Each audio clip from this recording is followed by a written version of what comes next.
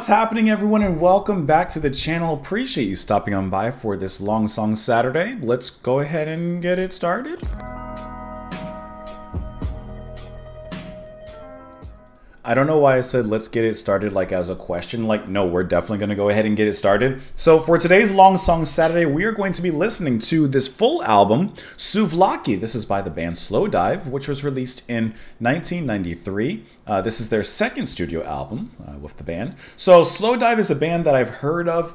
I know that they released an album, I want to say last year. I don't remember what it was called, but it reminded me of the band. And I said, oh yeah, I know that they're a big band, especially in like the shoegaze department. And I've never listened to anything by them. So I've always kept them on my list as a band to check out. And so today is going to be that day in which we go ahead and check them out. So with Slowdive, with this genre, I really don't know a lot. I mean, I've listened to My Bloody Valentine, Cocteau Twins, a little bit from them. So I guess I have a little bit of knowledge of the genre in a sense, but like I said, I've never listened to anything by them, so I wanted to.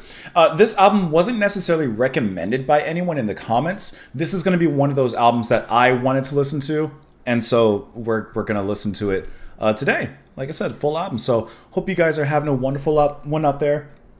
Whatever you're sipping on, I brewed some fresh coffee, iced it down, put a little bit of milk in it. I don't usually drink like, you know, like something like this, but for a Long Song Saturday, we make exceptions here. So whatever you're sipping on, hope you're having a great one. And thank you as always for being here. Of course, if you'd like, you can, before you get into it, press the like button, subscribe, all of that fun stuff, you know, Patreon as well.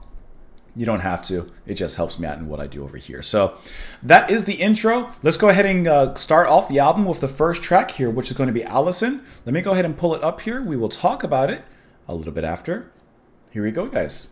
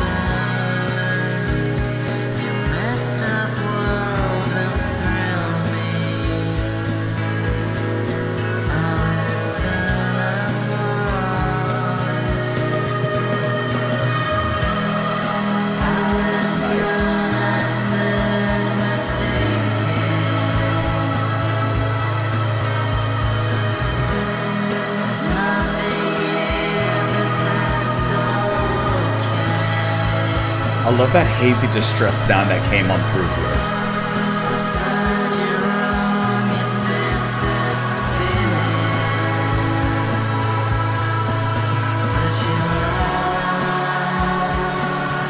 So much reverb.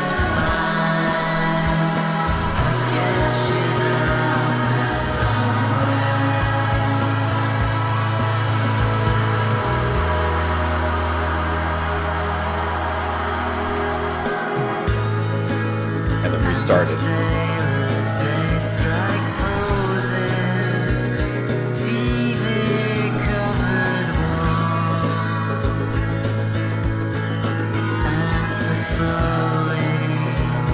And that kind of choppy sound that's rotating in the back is kind of nice.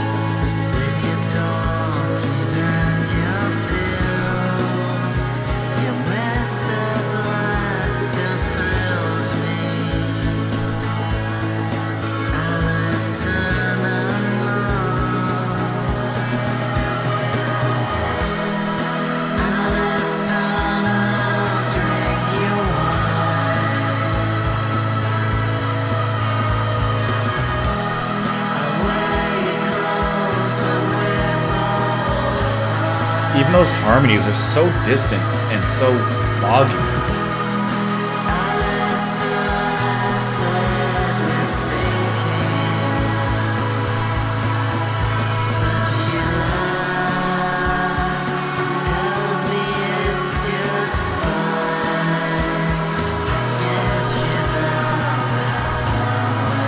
like that big drum fill too.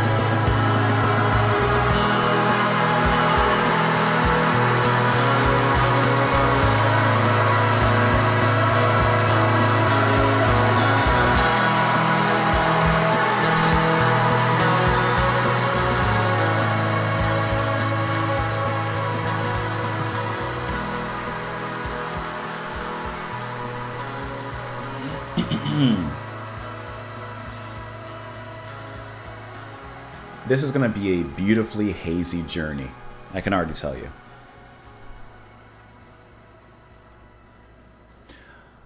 Okay, so as we were listening to the song, let me do this here really quick. Let me bring you guys up to like what I see and what I do. So as I'm listening to the song, sometimes I'll, I have the lyrics up, of course, and then I'll kind of sometimes look at, the Wikipedia page so I can look at information, just to kind of put my headspace into the song. Kind of like when you would get a new record and, you would be looking at the back at the personnel and everything. Like I try to recreate that experience to an extent on my end here.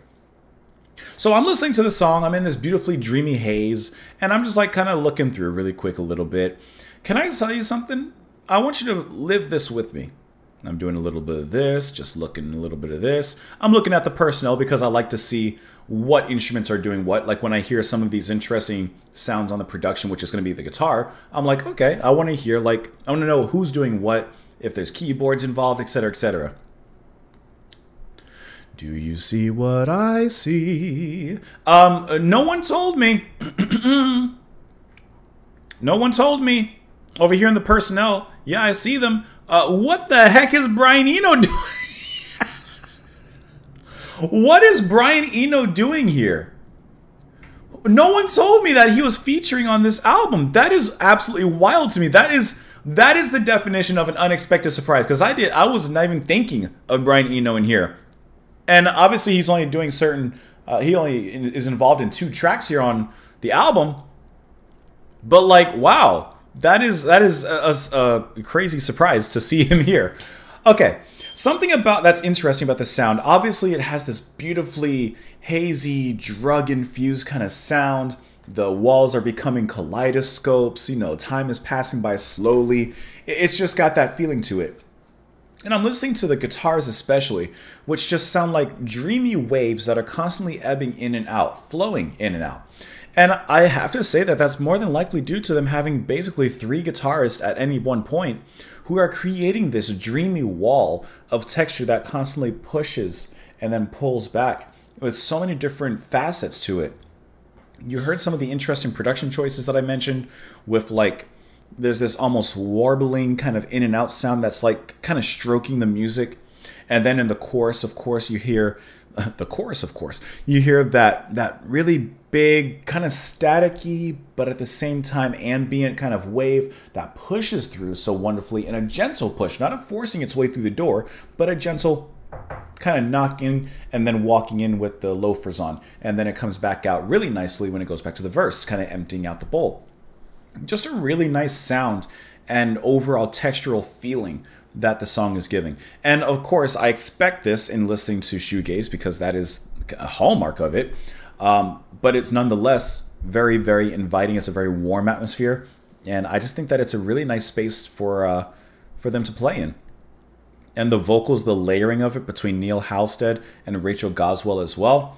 It sounds really nice in there, especially once again, production-wise. You hear the harmonies, like they're in the back, they're very, very distant, like hazy. But at the same time, they do offer a good presence here in the music.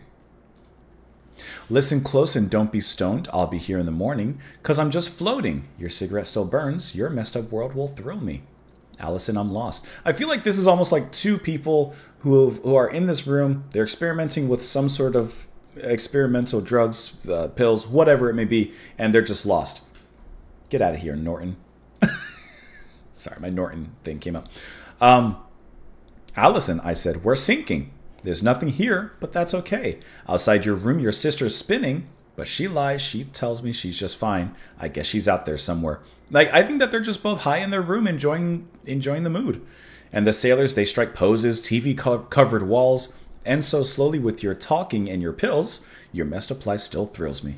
Allison, I'm lost. So maybe they weren't like really good for each other, you know? This kind of makes me think of, remember in Breaking Bad? Oh, what was her name? When Jesse, his girlfriend, what was her name? Slipping my mind. Black hair, you know, actress. I can't remember her name now, but you know who I'm talking about. She played Jessica Jones. Remember when she introduced him to, what was it? Was it heroin that she introduced to him? And remember that scene where he starts floating? Like, I feel like it's something like that. That's kind of going on here in this particular track, but really, really fantastic one. Let's go ahead and move on into the next track here. Let me bring you guys back to full screen here with me. Let's move on into Machine Gun. Here we go.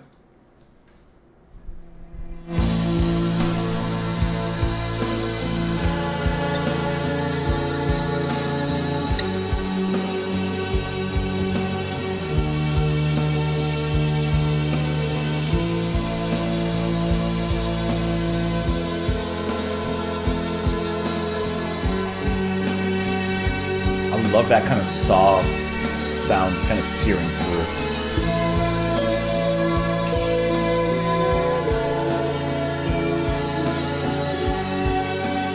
Oh, that is cool.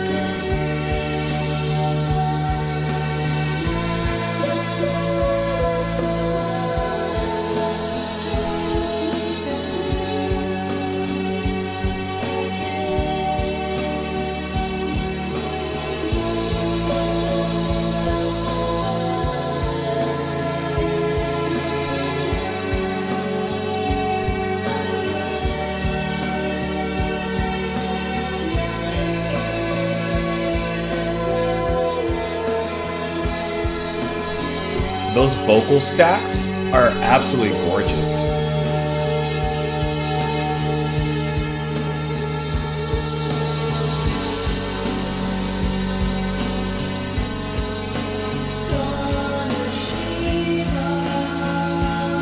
Really great back and forth between them two.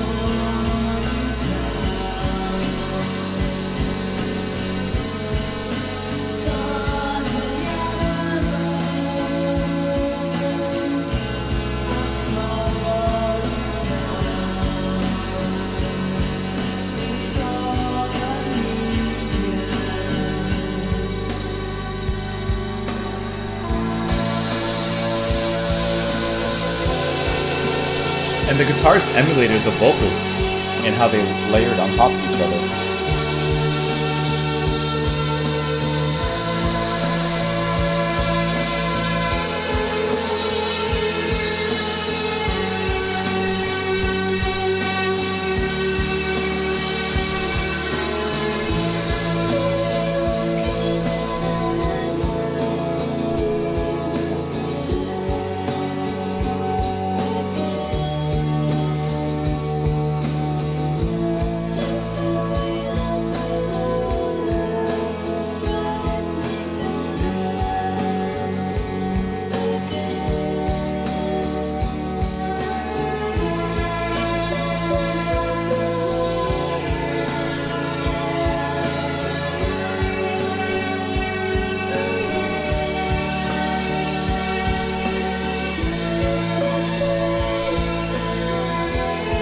Sensational production.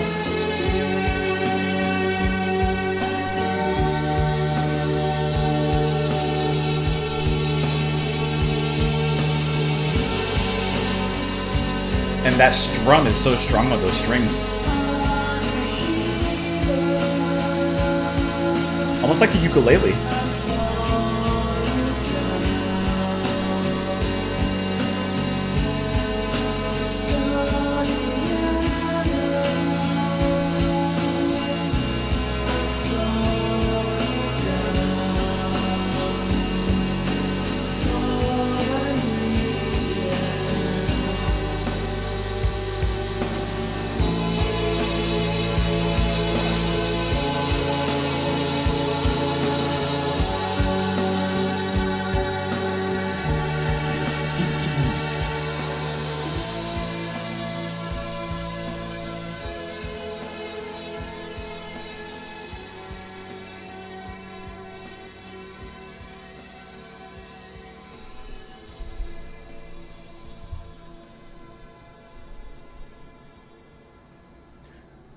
I think it's extremely impressive how they're creating these sounds with strictly just their guitars. They're getting so much use out of it in cases where if I wasn't seeing the personnel list, I would think that it would be synth that's being played around here. Especially with that main melody that comes in that kind of buzzy, rising synth that, well, guitar, that, obviously I'm doing it completely wrong, but like, it's a very beautiful sound, but it does have a little bit of distress, a little bit of static to it. And I think that that's what creates the really interesting atmosphere when it comes to, so far, this album, but listening to shoegaze and such in general. And then the vocals, let's talk about them really quick. So once again, you have Neil Halstead and Rachel Goswell who are handling vocal duties. They work so fantastic together.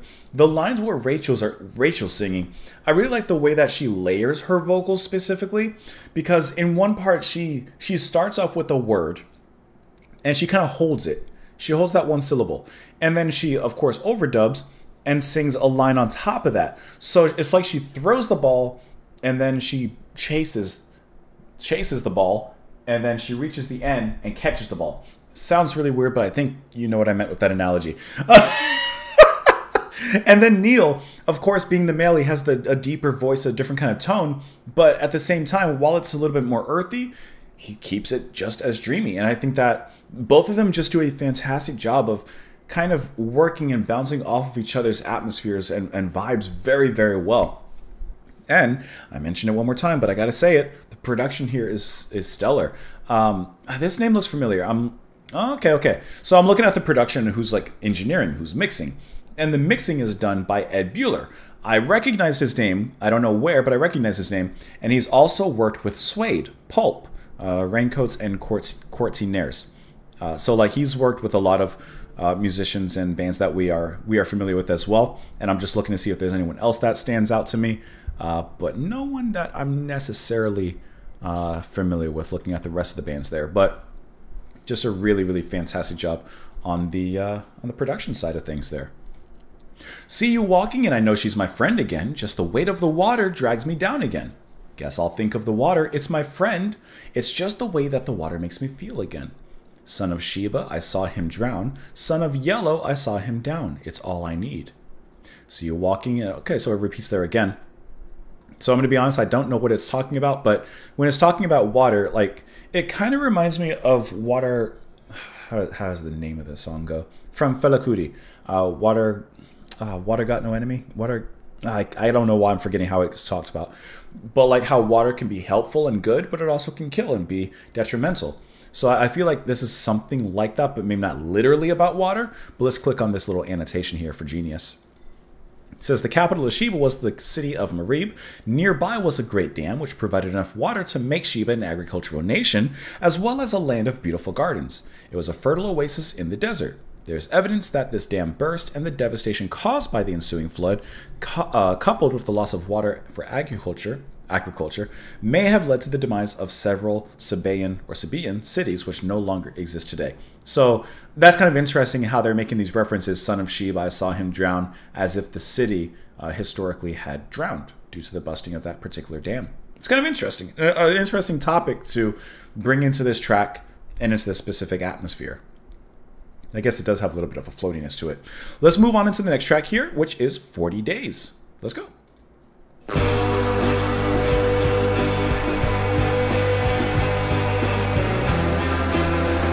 Almost sounded like a saxophone.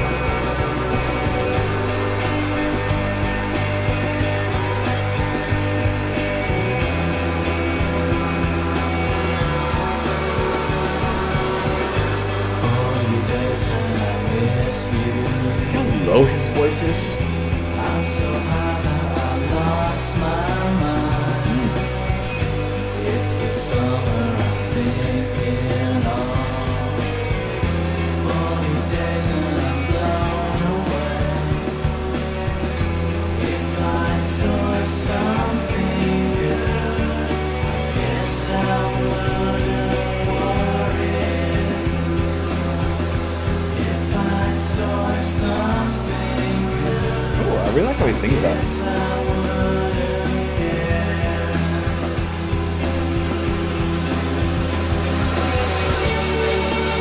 Exploding into new melody.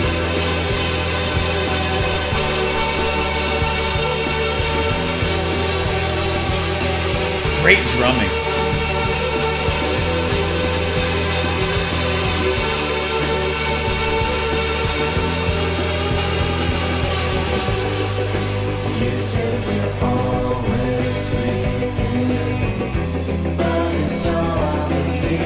Hear that new sound? Choppy.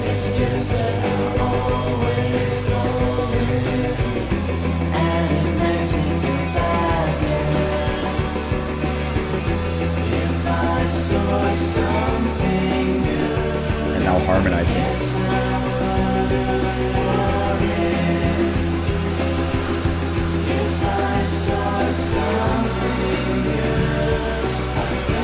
And that background is always rising. Here it comes. That's good.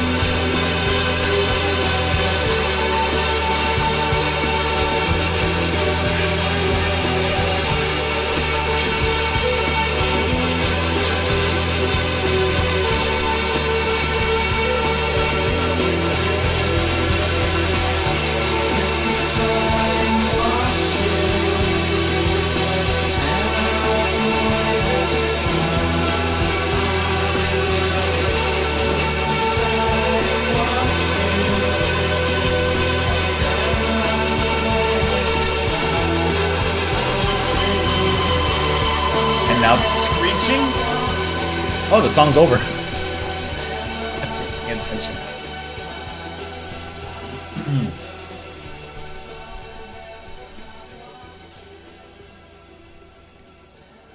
I wasn't even paying attention, so that when this song began fading out, I said, "Oh, we're done. We're leaving. All right, okay. So 40 days. All right. It was very quick."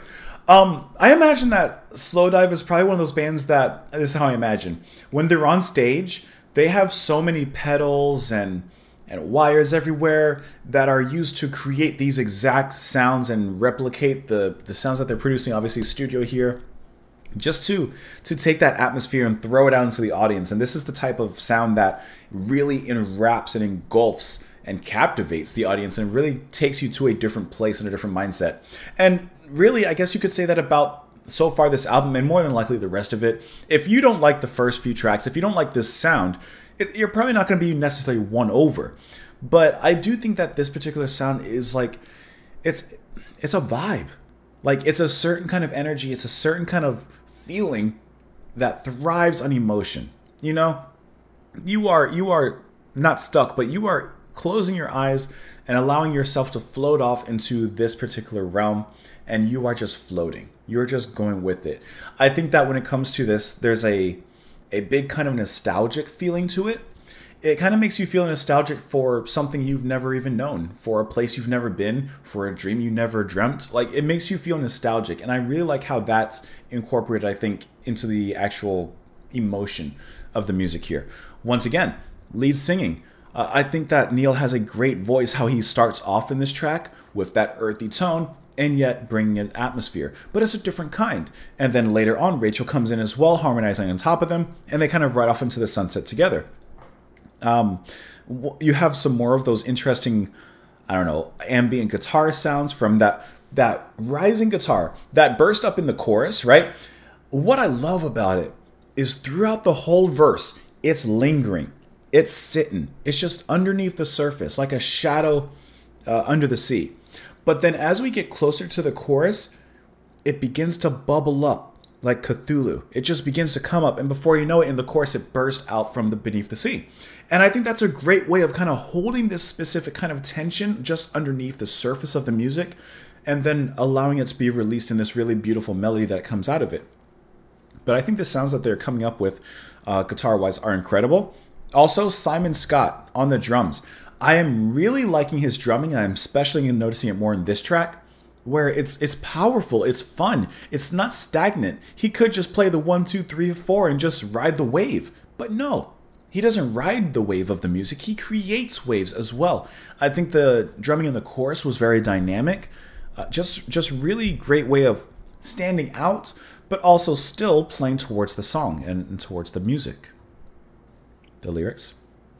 40 days and I miss you. I'm so high that I've lost my mind. It's the summer I'm thinking of, 40 days and I'm blown away. If I saw something good, I guess I wouldn't worry. If I saw something good, I guess I wouldn't care. You said you're always sleeping, but it's all I believe in. It's just that I'm always falling, and it makes me feel bad. Used to try and watch you, I'd center on that way that you smile. I don't know. Used to try and watch you, I'd center on the way that you smile.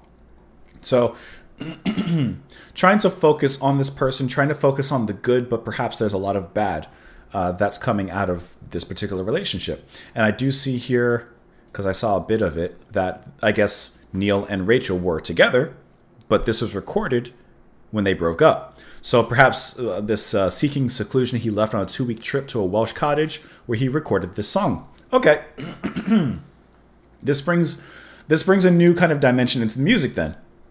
So he wrote this song, but she's singing on it. So did they split up, but they just continued to work together amicably afterwards?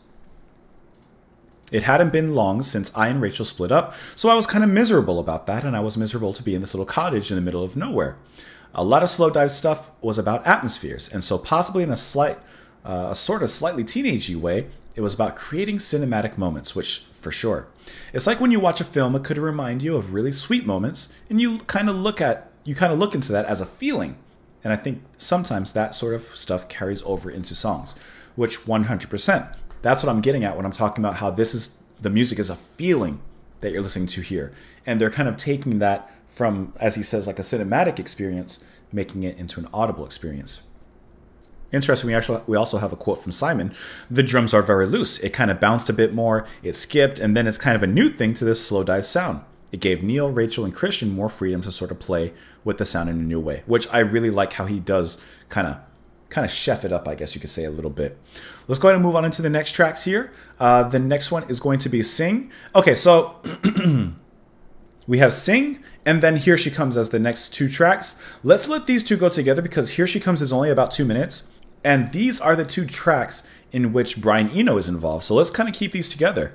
I'm really curious to hear how he adds into the sound, because I can definitely hear him, but I'm really curious about this. So let's go ahead and give those 2 a listen.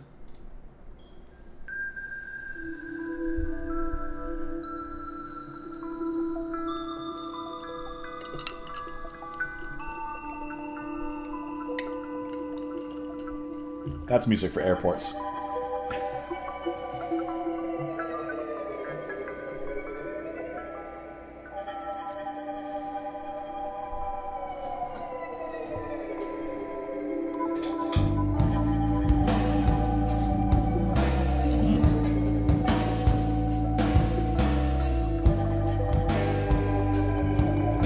Kind of came in from the smoke on that one.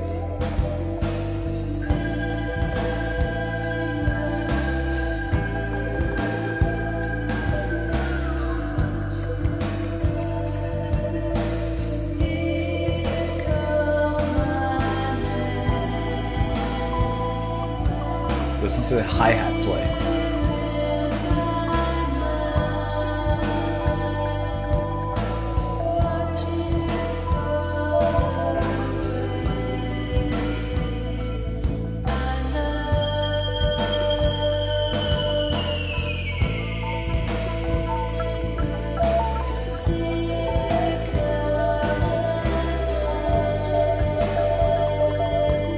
You can hear Eno's touch all over this.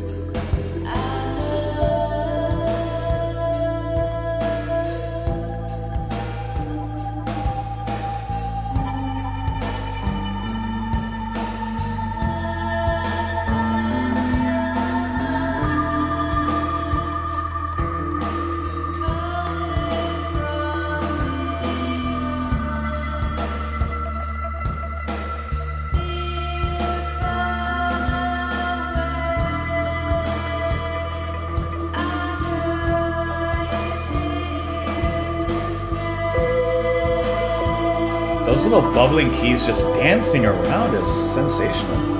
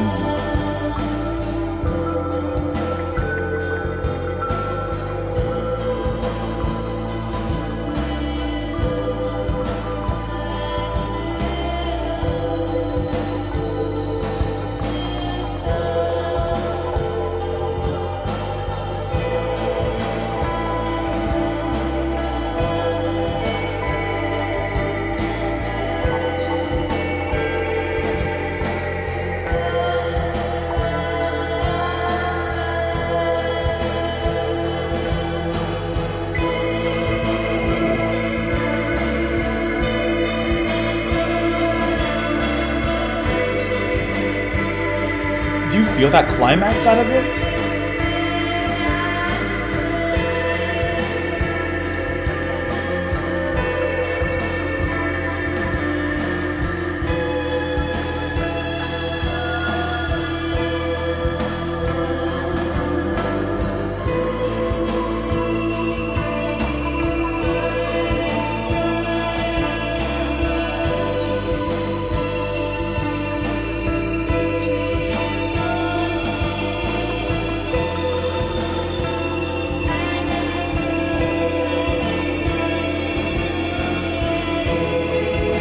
That is hypnotic.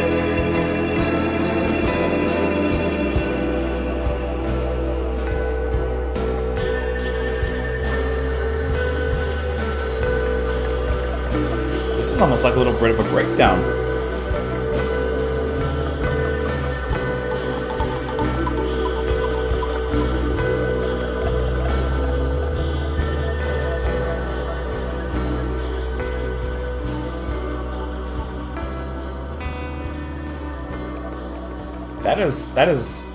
That's my favorite song so far. Man, does Eno create a supersonic world in there with his bubbling electronics. Is so cool. I'm going to let it lead into the next song, which is only about 2 minutes long. That's going to be Here She Comes. That was fantastic, guys.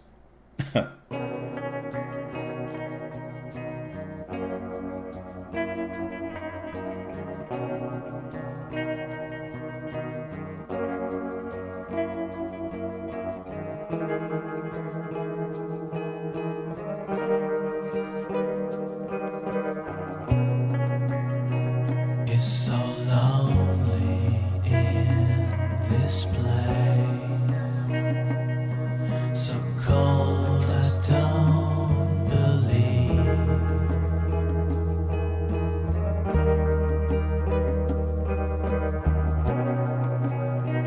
And there's no one knows my name. It's easy to pretend. It's easy to believe.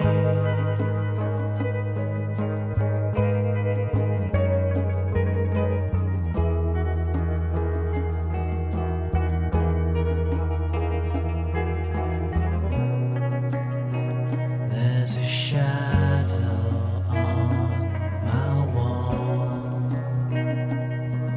It dances like my soul. Dances like my soul.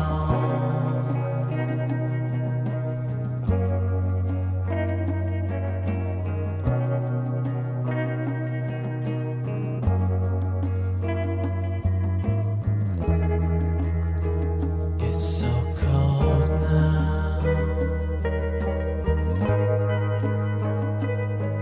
I swear it will be warm. Here she come now.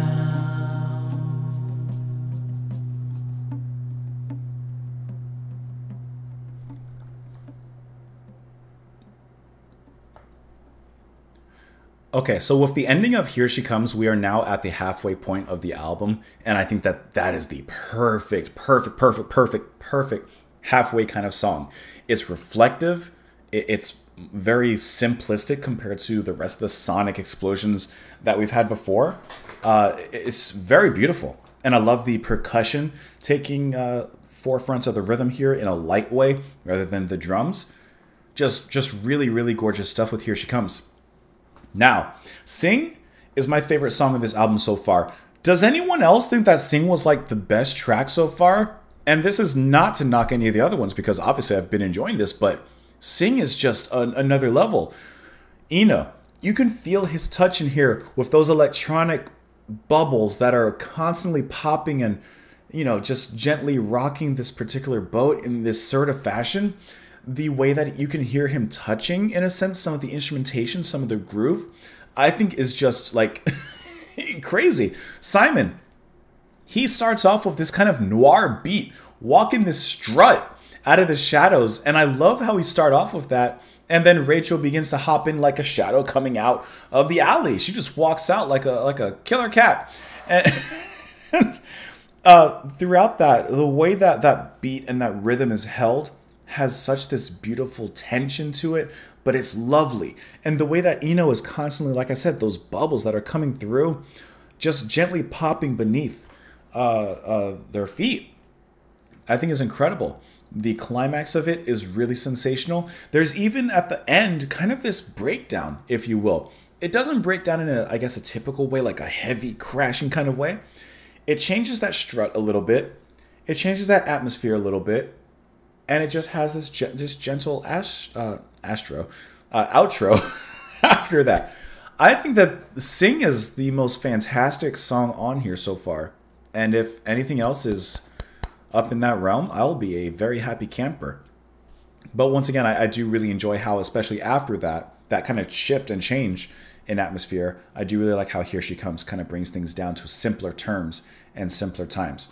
And I'm looking on Wikipedia right now, and it says here, I'm looking here, while touring in Europe, Slowdive began to work on this album. According to the band's chief songwriter, these early songs were influenced by Joy Division and Bowie's albums Low and Lodger, I should say. Alan McGee, the head of Slowdive's label, was unimpressed by the band's material and rejected it, though he later decided to give them full creative control over the album. That's interesting. They had to fight for it, but here's what we're looking for. After returning to the UK, Slowdive contacted Brian Eno, of whom Halstead was a big fan, and requested that he produce this album. Eno declined, but he did agree to spend a few days recording with them, and out of these sessions came these two tracks, Sing and Here She Comes. Following these sessions, Halstead began to take greater influence from ambient music in his songwriting. He cited Aphex Twin, dub music, and early drum and bass music as influences. So that's really, really cool how he gathered those influences, able to work in a sense with one of his heroes, and getting these two tracks out of it. Let's look at the lyrics here. So for Here She Comes, it's so lonely in this place, so cold, I don't believe. And as no one knows my name, it's easy to pretend, it's easy to believe. There's a shadow on my wall, it dances like my soul. It's so cold now, I swear it will be warm. Here She Come now. So I don't know if this is another song that was written after their breakup. It does sound like this song was written probably in that isolation period when he was at the Welsh cottage.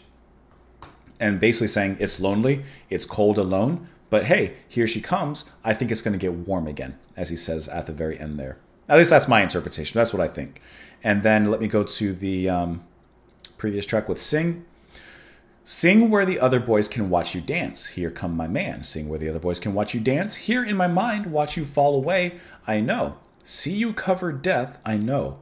What's in your mind? Calling from behind. Feel you fall away. I know he's here to stay.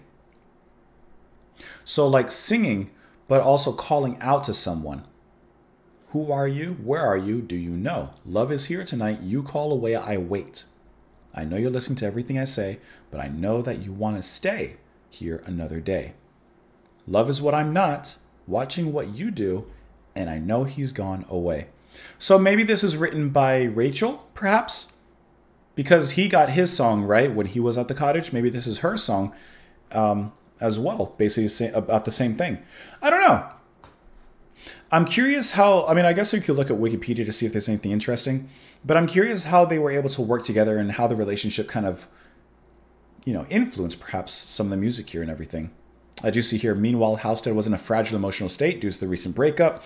At the suggestion of Slowdive's manager, Halstead temporarily exited the recording sessions. That's when he traveled to Wales in the cottage.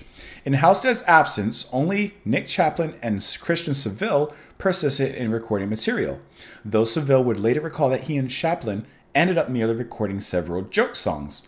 By the time he returned, Halstead had written a new batch of stark and much more personal songs, including Dagger, which would make the final album. He said that the lyrics he penned during this period were informed by both his solitary living conditions in Wales and his feelings about the end of his relationship with Goswell. Which, like I said, you can definitely feel that when you're looking at the lyrics so far here. So, guys, let's go ahead and move on into the second side of the album. Of course, we're about halfway through, so hey, here's a little test, I guess, for you. If you're still watching, just say hello. That's literally all I want. Just pop in the comments. Just say hi, hello, introduce yourself if it's your first time here on the channel. You know, I love getting to, you know, meet and hear from new people as well as people that have been here before. I just like to hear from you guys. So yeah, just say hi. Then you can put the rest of your comment after, but yeah, just say hi. All right, let's move on to the next track here, which is going to be Souvlaki Space Station. There we go. Hold on, here we go.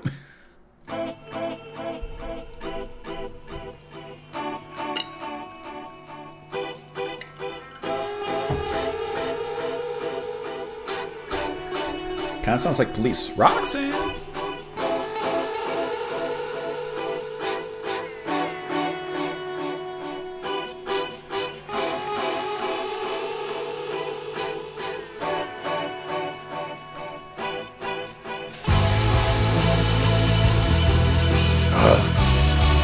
Bass heavy.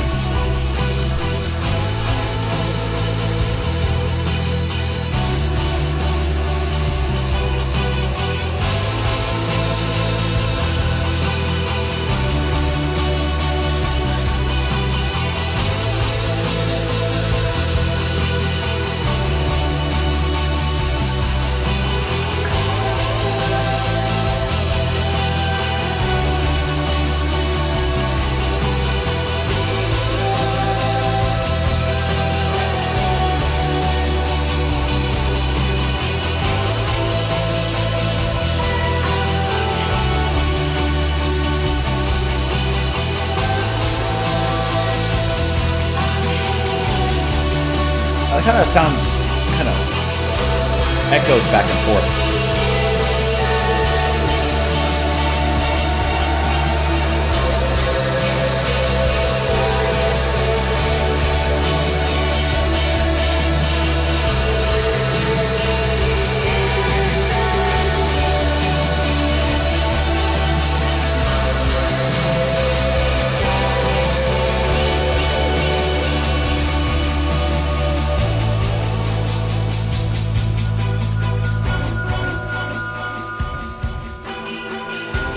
Beating that hollow heart.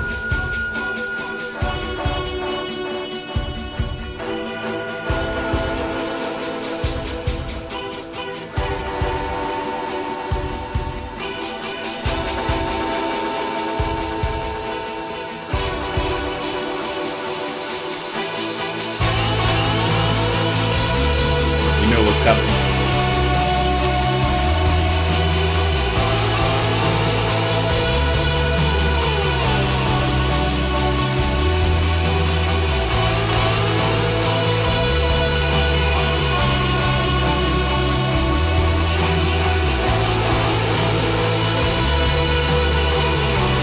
Almost has a siren kind of sound, like an alarm.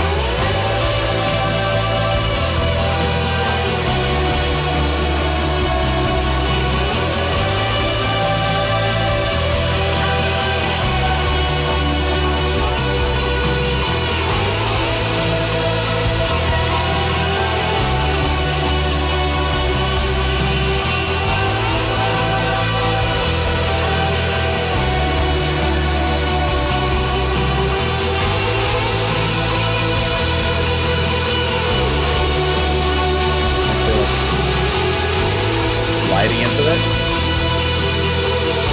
sliding back up, higher.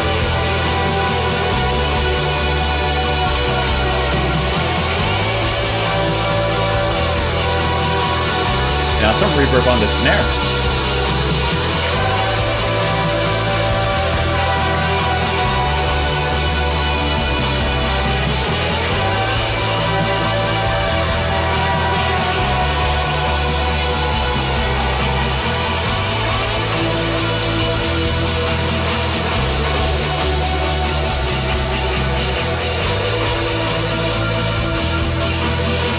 Has this sharp metallic sound to it.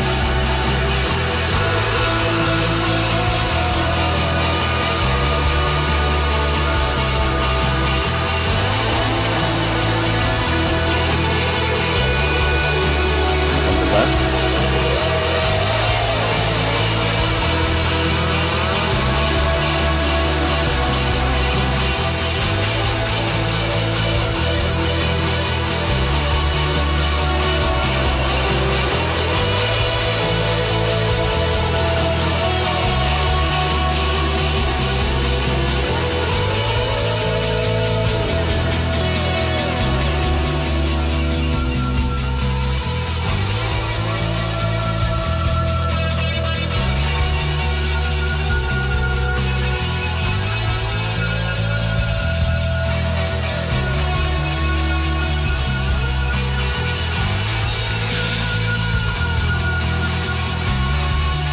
Excuse me?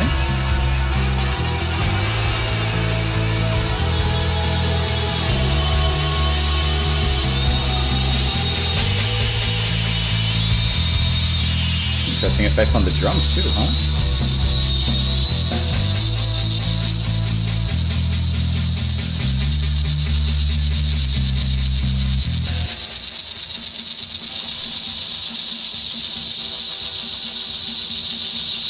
It's like a transmission.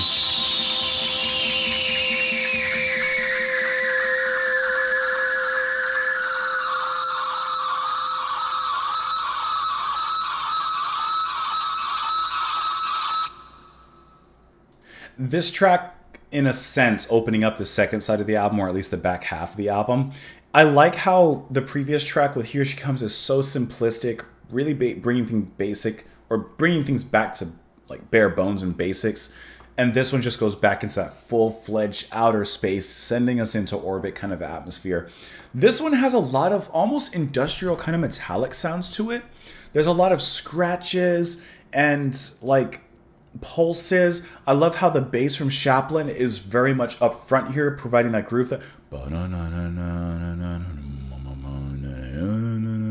just kind of like this thick, spacey drive.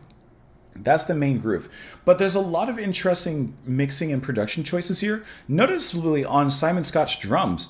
Like, for example, a few times, like, for example, the snare would come out like very sharply, or at the end when the crash came out really interestingly. And at first I thought that was going to lead into something further, but it doesn't. Like it almost seems like a mistake or an error, but I don't think that it was a mistake or an error. I think that they just put that in there for, I don't know, maybe to kind of shock our system, maybe throw in the unexpected, if you will. But I thought that was a really interesting creative choice to do that. Because while the song is, you know, talking about Souvlaki's space station and making you think of space, like I said, there are a lot of kind of spacey sounds. There's that kind of, I mean, it would be the guitar. I'm imagining he probably has one of those metal things on his finger, maybe. I don't know. I'm not a guitarist. But that kind of alarm sound, that whoo, and then he kind of pitches it down. Like it sounded like on the guitar, I didn't do it right, but he's like pitching it up, like sliding, hitting the frets, and then pitching it back down. Like, I like how that's going on throughout the whole song. Which, like I said, kind of adds this distress factor to it. It made me think of a space station that was like going down for whatever reason, and people are running trying to get to the last pods. Like there's like, you know, 5 escape pods, but there's 13 people. You know, it's a little bit chaotic. But at the same time, there's this almost particular beauty about it. You know what? Guys, did anyone ever watch the movie Sunshine? I love that movie a lot. I love the cinematography. I love the acting. Even though the third act changes things, I love it all the same.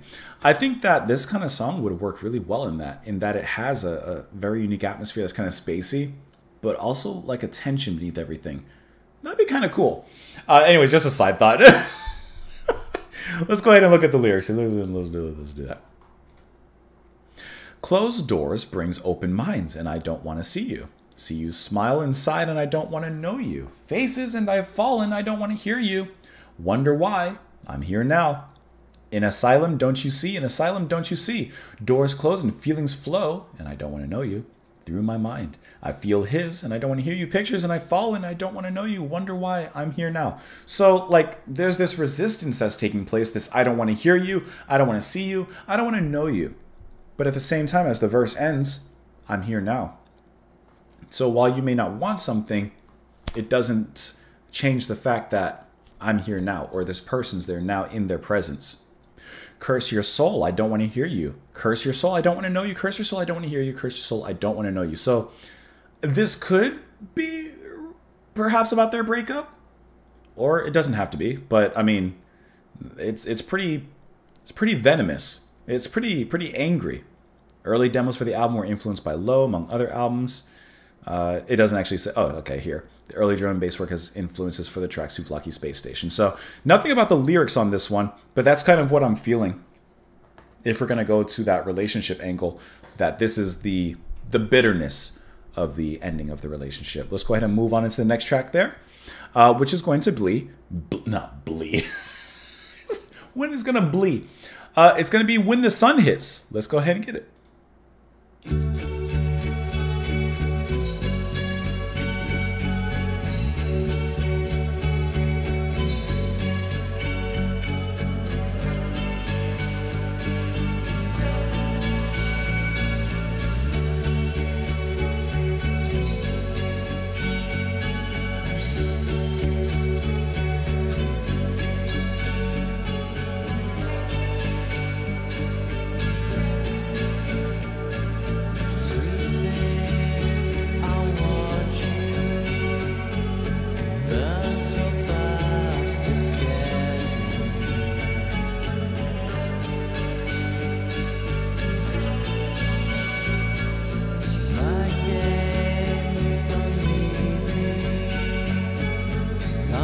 so far, don't lose me. It matters where you are. I like how Simon came in.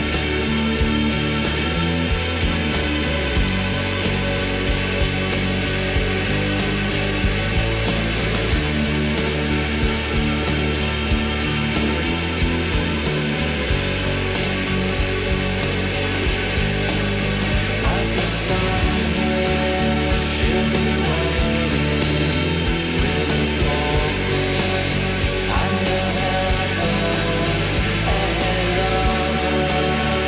You still burn me. You're a songbird. Interesting echo there.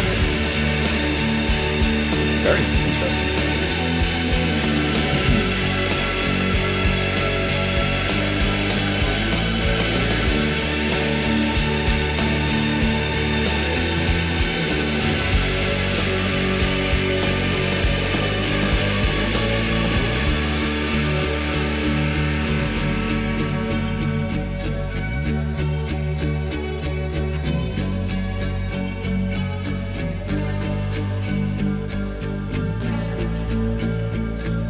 Sweet thing, I'll watch you burn so fast it scares me.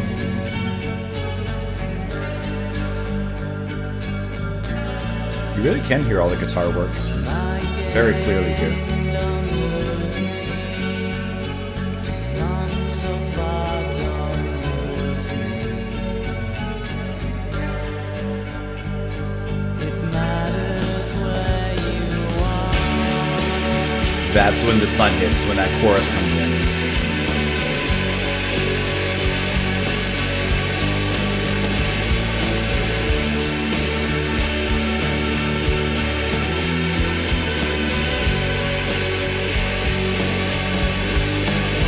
As the sun hits, you'll be waiting with the cold things under heaven. You still burn me. You're a songbird.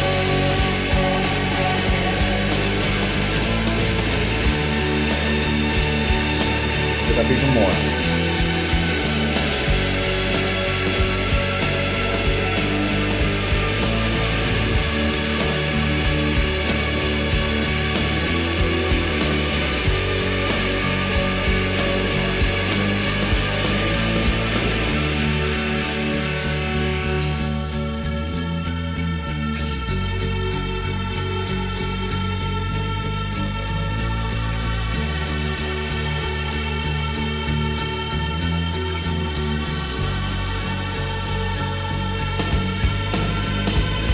I love that groove when he comes in. One last round.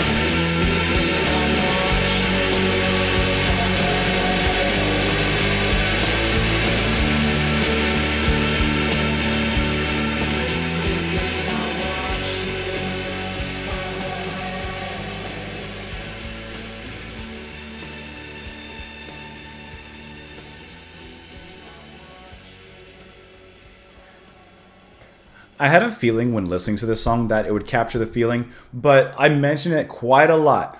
When, like, that feeling when you walk out the door, perhaps you're in the air-conditioned house and you walk out the door, it's daytime, and the sun hits you right in that particular spot where you get goosebumps. It's like, ooh, it's kind of refreshing for a brief moment, perhaps before it gets too hot and you start sweating your butt off, right? When the sun hits, it's this almost euphoric kind of feeling. And I think when the chorus comes in particular on this track, you get that feeling. And what better of a band or a sound to capture that than here with Slowdive? Because I think they do a great job of capturing that kind of euphoric ray of sunshine when it hits your skin. I also think it's really cool the way that Neil sings, like, at the end, on the very end of the chorus, or I'm assuming it's Neil. And you have it come in from the background. It's echoey and reverby, but it also sounds maybe not pitched down, but he's singing in an even lower register. And the effect that it has and how it wraps up the chorus, it sounds really cool. It kind of throws you off, but in a cool way. It's a throwing you off kilter coolly. I guess you could say. And then I really enjoy every time that Simon comes in with the drums. He chooses that perfect spot. It's unexpected the first time. To tell you the truth, it's unexpected the second time. But while unexpected, it's a welcome surprise. Like I said, like finding a $5 bill on the ground. Sweet thing, I watch you burn so fast it scares me. Mind games don't leave me. I've come so far, don't lose me. It matters where you are. I feel like this is like about love. This is about like the hot intensity of what's that word? Before love. What's the word? Like when you're puppy dog and infatuation. This is that like hot, intense infatuation with someone. The relationship is immediately sparking and burning off hot. That's why it says, you know, burn so fast it scares me. Like this is scary. We're moving so fast. And then the mind games, don't leave me. I don't want to lose you. Don't lose me. It matters where we are in this relationship. That's at least what I'm kind of feeling. As the sun hits, she'll be waiting with her cool things in her heaven. Hey, hey, lover, you still burn me. You're a song. Yeah, just a really groovy way of, you know, saying, hey, you're so beautiful. You're like a song to me. Sweet thing, I watch you burn so fast it scares me. He repeats the lines there. Actually, everything's repeated here. So when it comes to as the sun hits, she'll be waiting. It could be a lot of things. It could be that feeling like I kind of referenced. It could be the next day after a night of love. You know, she's still there with her cool things and her heaven. So like there's this kind of normalizing, like she's just so cool. Why chef it up? Why give it these poetic words? No, with her cool things, like she's there. You know, she's just a cool cat. People don't say that anymore. Let's move on to the next track here, which is going to be All Together. All Together. Let's go ahead and... Oh, wrong button. All Together. Let's press the button. Here we go.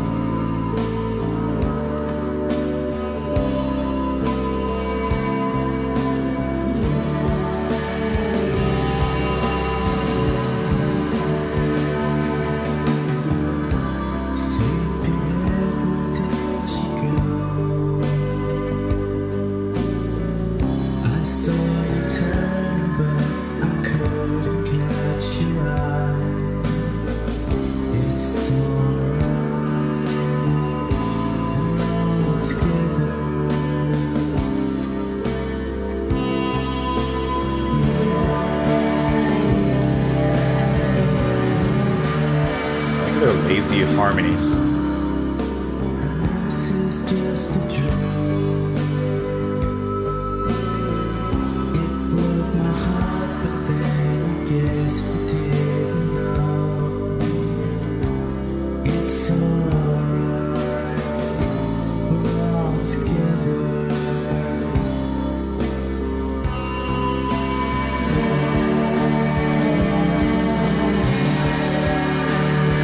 There, yeah, sound like drug Beatles.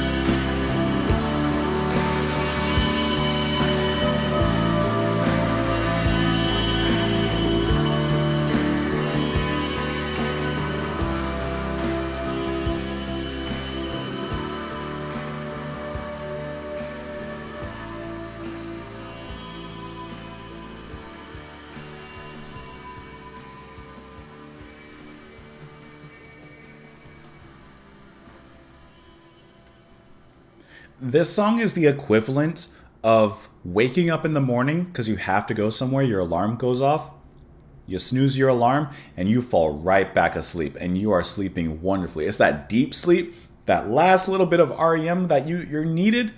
That's what this is. This song is sleepy and lazy. This is like being on a lazy river and then just like coasting.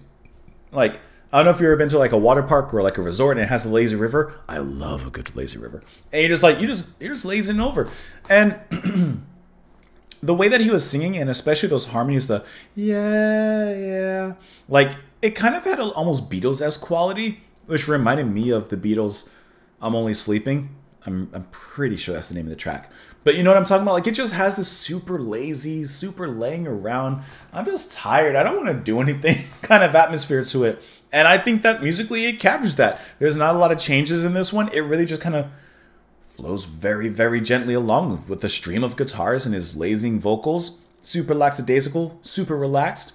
It's just a gentle mover, a gentle lazy river here. Sleepyhead, where did you go? I saw you turning, but I couldn't catch your eye. It's all right. We're all together. And this is just a dream. It broke my heart, but then I guess you didn't know. It's all right. We're together. So tired. You're so right. I'm so tired. It's all right tonight. Sleepyhead, what did you know? I saw you talking, but I didn't hear a word. It's all right. We're together. Maybe I'm hinging too much on the relationship angle here with the album and the knowledge of how this was written and when it was written. But I feel like this is we don't feel like confronting the issue between us tonight. We're sleepy. Let's just like sleep for now, not literally, but I guess it could be, but metaphorically, and then we'll confront this issue tomorrow. Basically, I feel like this is a putting off. We need a rest. We'll deal with the issues tomorrow. Let's move on into the next track here. I almost said mellow yellow, but it's melon yellow. Melon yellow. Not mellow yellow. Melon yellow. Melon yellow.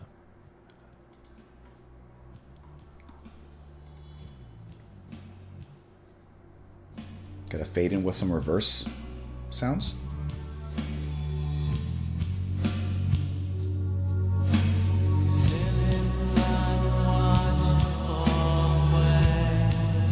Super slow.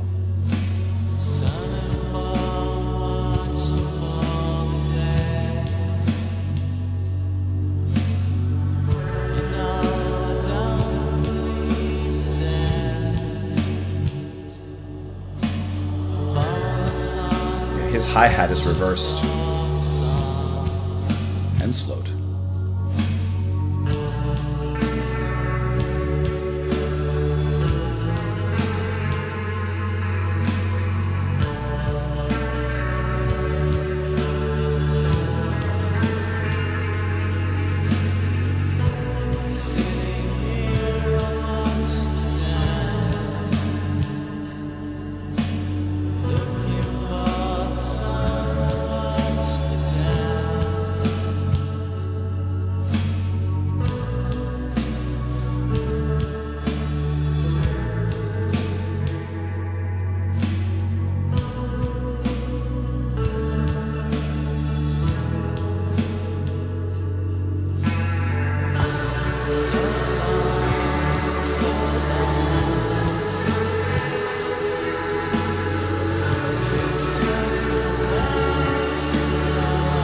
I like how those big waves come in with his voice when he calls out that way.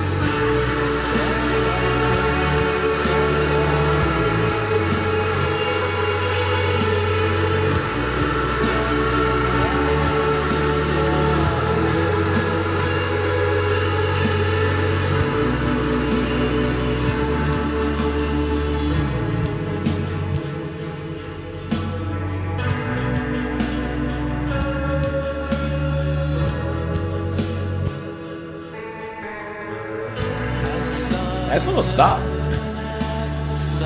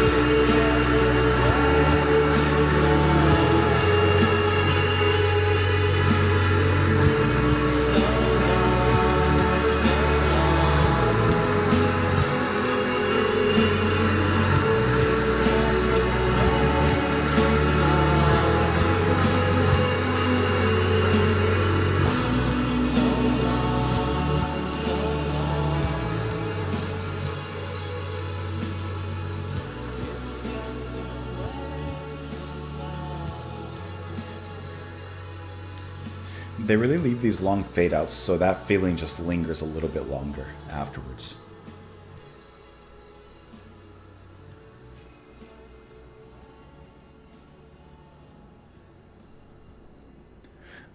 I feel like, okay, hear me out. I don't know, but I feel like this particular track was almost a continuation of Altogether, kind of giving us a little bit more energy on, out of the laziness from the previous track. And I feel like it's actually going to ramp up a little bit. I have a prediction. I think that Dagger is going to stab us and kind of give us a little bit of an energetic kickoff to finish off the album. I think. I don't know. However, with Melon Yellow, as with the rest of the tracks, I really enjoy the atmosphere because I like this sound. So if I liked it in the first part of the album, I'm going to like it for the rest of the album, right? But what I thought was really cool was when he sings the chorus, when he calls out, what does he say again? He says, so long, so long. I should know, it's only 2 words. When he says that, he calls out in a particular way. He doesn't raise his volume or cadence too much, but he just calls out. And that's when the rushing of ambient guitars, those rushing of waves come from the back and come up to the front, almost pushing him along in that particular delivery, which I think is a really cool way of kind of backing him up and providing a sort of wind beneath his vocal wings in this particular track. As everything else just kind of steadily paces along, but there is still that sense of urgency provided melodically and sonically, I would especially say. Sitting by, I watched you fall away. Sudden fall, I watched you for a day. You know I don't believe in death. Follow the sun. I watched you follow the sun. So I like that line, you know I don't believe in death. Like, I watched you go away. I watched you fall away. Follow the sun. I watched you follow the sun. So he watched this person leave, going towards the sun, something better, a brighter future, kind of literally. And he's saying, sitting here, I watched you dance. Looking for the sun, I watched you dance. So this person left him, walking towards the sun. I'm still going off the whole relationship angle here. And then I watch you dance, looking for the sun, I watch you dance. Interesting how he's looking for the sun, because if he sees the sun, perhaps he'll see her dancing, as he says. So long, it's just a way to love you. It's just a way to love you. I saw you looking at the sun. Like, he saw her looking at the sun. Then he also had watched her dance in the sun. Then, as we saw in the beginning, he watched them follow the sun. So there's this trajectory. There's this actual journey happening. And he watched them go to the sun, metaphorically.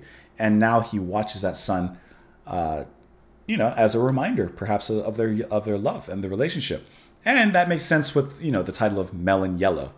Because I guess the sun could be considered a yellow melon in some capacity. Let's go ahead and finish out the last track, which is Dagger. Let's see if I predicted this right. If it's going to be a little bit of a stabber, or if it's going to be a little bit of a, I don't know what the opposite of stabber.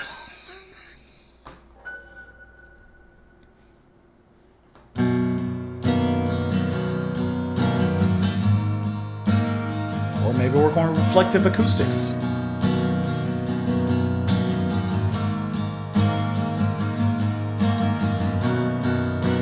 Sunshine girl is sleeping.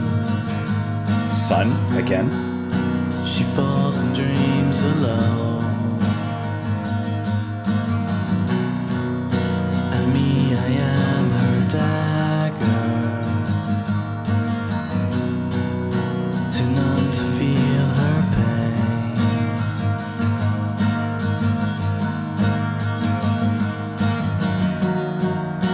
The world is full of noise, yeah. I hear it all the time.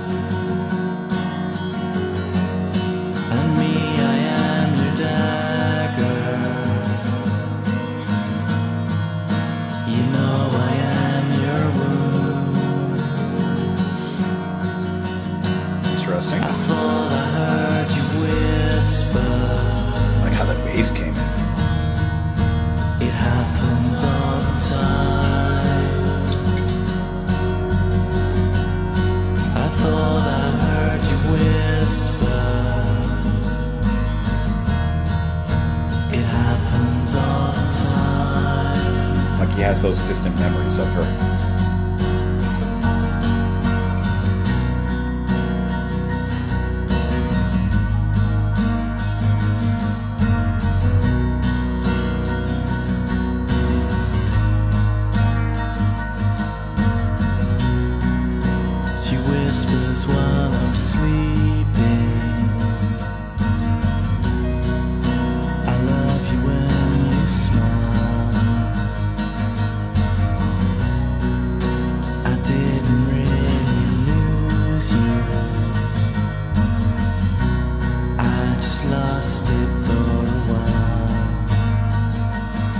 I like the lyrics on this one. The world is full of noise, yeah. I hear it all the time. You know I am the dagger. You know I am your wound. I thought I heard you whisper. It happens all the time. I thought I heard you whisper. It happens all the time.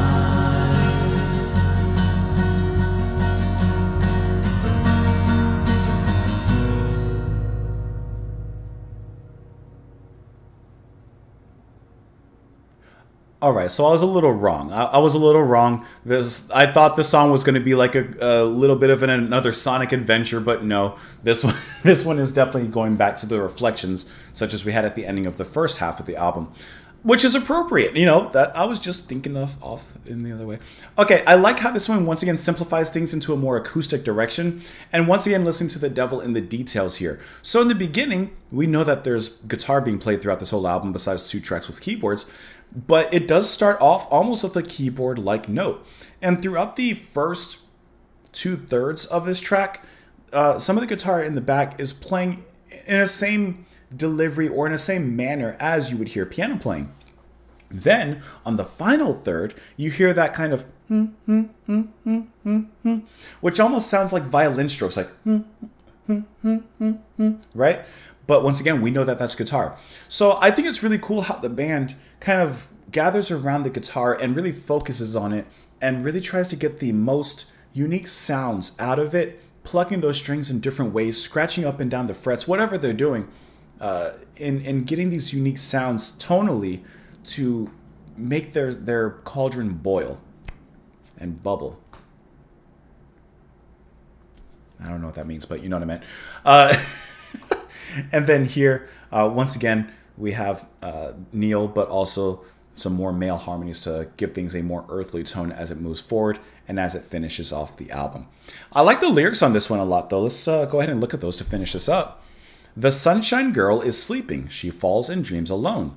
To me, I am her dagger, too numb to feel her pain. So we're also, once again, kind of getting a connection between the last track with Melon Yellow, talking about the sun, and here the sunshine girl, which just makes sense. The world is full of noise, I hear it all the time. And me, I am your dagger, you know I am your wound. I thought I heard you whisper, it happens all the time. I thought I heard you whisper, it happens all the time. So there's a little bit to dissect there. First of all, the world is full of noise, and yet he says, I thought I heard you whisper, it happens all the time. So even with all the noise of the world, he still hears even the faintest whisper of this one particular person because he can't help but think and be connected to this person. Then the lines of, I am your dagger, you know I am your wound. Like they hurt themselves using him. Is he saying that he is the cause of the damage in their relationship and damaging her? Or it kind of goes both ways? She whispers while I'm sleeping, I love you when you smile. I didn't really lose you. I just lost it for a while. That's another great line. I didn't lose you. I just lost it for a while. Well, now you have to define what is it. Okay, Faith no more. But like, is it the relationship? Is it me? Is it you? Is it us? And then the chorus just repeats from there. Looking down here, it says that it was written during the retreat to the Welsh cottage by Neil. It's about a effed up relationship, likely the one, of course, that Neil and Rachel shared during the early days of the band. And I don't think there's anything else in particular about this track. Oh yeah, that was the one that we said, which would be the which would make the final album, and that new batch that, like I said, was written during his little retreat, I guess you could say. Anyways. Hope that you guys enjoyed listening to this album. Like I said, you're either going to listen to the first 2 or 3 tracks and say, yes, this is for me, or you're going to listen to the first 2 or 3 and say, it's not quite my style. And that's 100% okay, because not everything is for everybody, but there is something for everybody. So I really hope that you guys enjoyed listening to this with me. In case you didn't know, my favorite track is definitely going to be Sing. It's not even a question. I think that is like stellar. I think that's a perfect 5 out of 5 track. And I love how you can clearly hear Eno's style in there. But at the same time, Slowdive are still themselves. They're still doing them. So really awesome album to listen to. I really hope that you guys enjoyed it. If you did, please, please, please press the like button, get it out the way. Support me on Patreon for as little as $2 a month if you want. You don't have to, but it helps in what I do. And you guys have been here for the past 1 hour, 19 minutes, and 42 seconds at this exact moment. Thank you. Thank you for watching, because, you know, I understand. Not everybody has the time. Not everybody has the patience. I thank you so much for being here and just sticking around. So have a great rest of your day. Appreciate you being here for the Long Song Saturday and embarking on this journey with me. And come back for the next one, guys. Have a great one. Bye.